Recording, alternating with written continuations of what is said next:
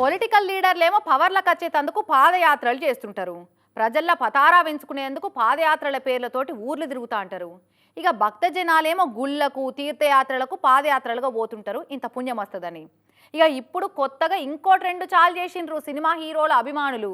వాళ్ళ అభిమాన హీరోను కలిసేటందుకు ఎక్కడెక్కడి నుంచో పాదయాత్రలు చేసుకుంటా వాళ్ళకి ఇష్టమైన హీరో దర్శనం చేసుకొని హీరో గారి కృపకు పాత్రులైతుర్రు.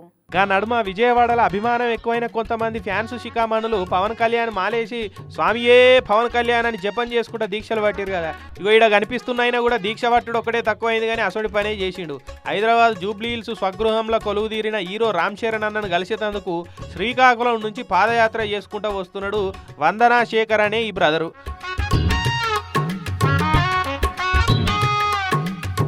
మరి నేను దేశం గర్వించే పని చేస్తున్నా అని సాటి చెప్పేందుకు అనుకుంటా చేతిలో 3 రంగుల జెండా కూడా పట్టుకున్నాడు. ఇప్పటికి 8 రోజులు ఆయనట 280 కిలోమీటర్లు నడిచిండట.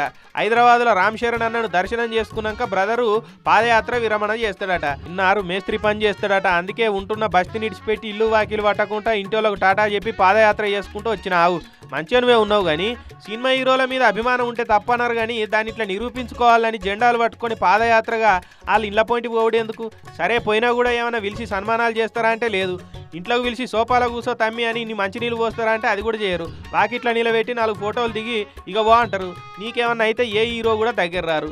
నీ కష్టమే నీకు ఉంటుంది. అంతేగాని చేసే పని ఇడిచిపెట్టి ఇట్లా సినిమా హీరోల ఇళ్ళ పోంటి తిరిగితే నీకు నువ్వు గొప్ప ఫ్యాన్ అనుకుంటావేమో కావచ్చు కానీ చూసేటోళ్ళు ఎవ్వరు గొప్ప అనుకోరు, ఇంకేదో అనుకుంటారు.